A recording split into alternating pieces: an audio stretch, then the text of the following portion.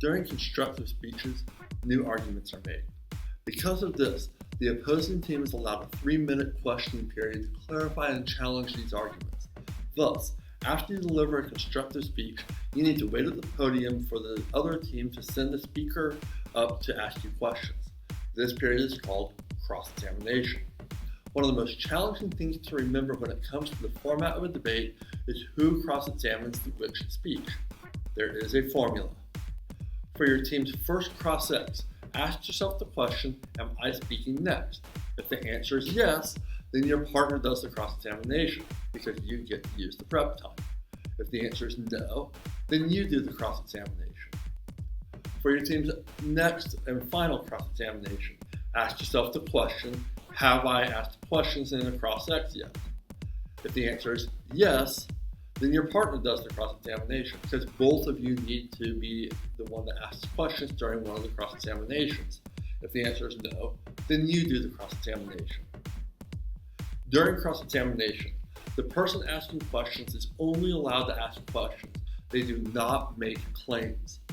The person answering the questions should be defending their own arguments. However, they should not ask questions. There are 3 types of questions you should ask.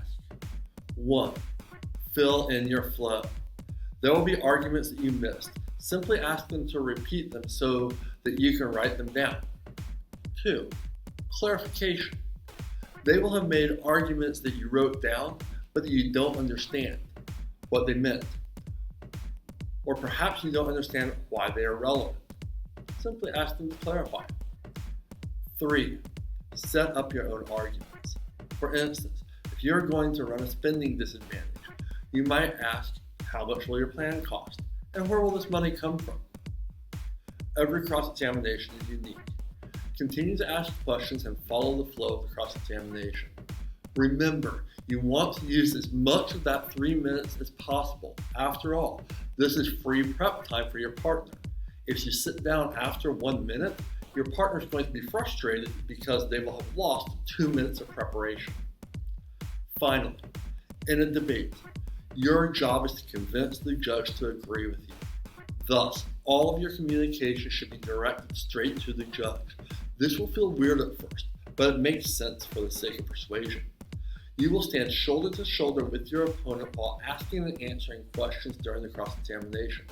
Your pronouns will be second person, such as you, but you will be making eye contact with the person that you are trying to convince, the judge.